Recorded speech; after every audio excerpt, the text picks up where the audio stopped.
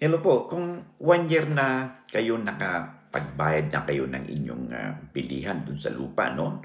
Pero ayaw pa rin magbigay ng deed of absolute sale ang may-ari ng lupa, ay pwede po kayo mag-file ng demanda po, no?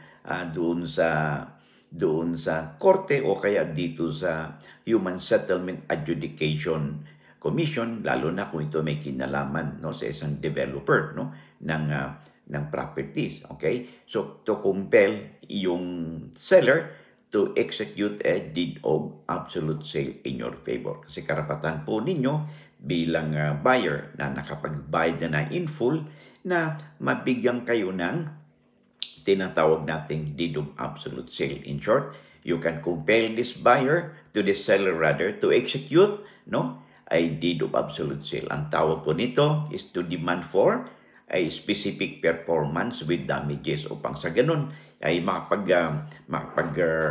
makapag-demand po kayo, mabayaran din po kayo, no, ng danyos, no, at makumpel ang seller to issue and execute a deed of absolute sale.